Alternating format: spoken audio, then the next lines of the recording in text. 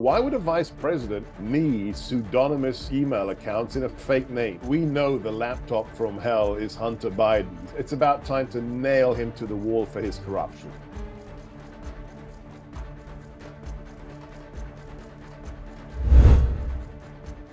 So we had a change, the gavel, the handing over the speakership, nigh on 8 months ago, from Nancy Pelosi to the conservatives, the Republican Party, Kevin McCarthy, and a lot of us, the America First MAGA base, have been waiting. We want there to be results.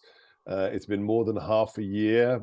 Even Hunter Biden himself has not been subpoenaed. Lots of press conferences, a lot of letters to Biden's own Department of Justice, but nothing really meaty. So finally, I think we've got Kevin where he needs to be, and we have a commitment to impeachment proceedings beginning imminently. We know the laptop from hell is Hunter Biden's. You know, we've had 3 years of denial, except the weird thing is Hunter Biden's lawyers are demanding for the return of the laptops. Well, if that's the case, then they are his laptops. You can't demand to have back that which is not yours. So all the documentation, the millions of dollars, the $1.4 billion with the National Bank of Communist China, the prostitutes, the numerous bank accounts, and most shocking of all, just 2 weeks ago, the revelation from the National Archives that when he was vice president, the then vice president, Joe Biden, had multiple pseudonymous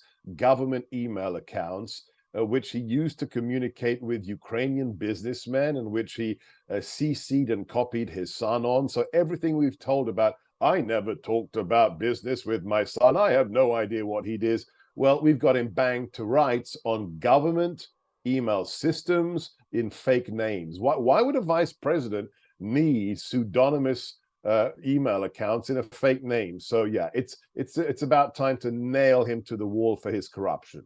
You know, the ultimate insurance policy for Joe Biden is his vice president, Kamala Harris, this woman who is possibly even more unpopular than her boss. So the idea that, you know, he would be, this disaster would be replaced by somebody who's even worse is the ultimate catch-22 for the Democrats. A lot of noise being made that they'll try and have some kind of outside candidate swoop in. It's fascinating that when Joe Biden was in Brussels a few months ago, the governor of California, Gavin Newsom, with his, you know, Colgate white teeth and his perfect hair, was seen snooping around the White House. Why would you be at the White House when your Democrat president isn't in Washington, D.C.? So maybe there's a so-called Hail Mary pass. Maybe they want to slide somebody in there.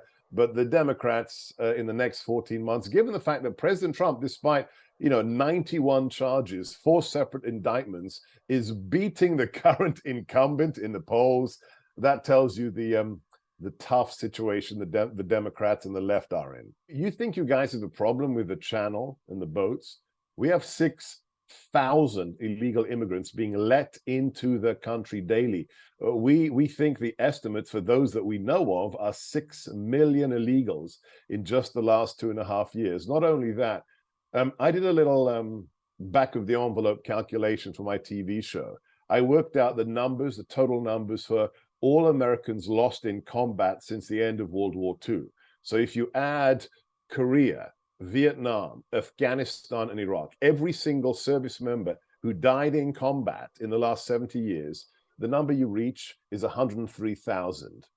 If you go to Biden's own CDC website, the Centers for Disease Control, you have to dig hard, but it's there. You find the shocking statistic. In the first 12 months of the Biden administration, 110,000 Americans died from fentanyl and illicit drug overdoses. So let's just stop for a second.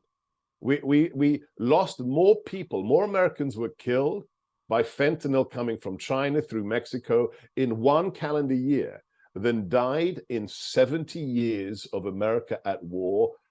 Can we survive another 4 years? Not to mention the inflation, the rampant crime. Talk to liberals from New York.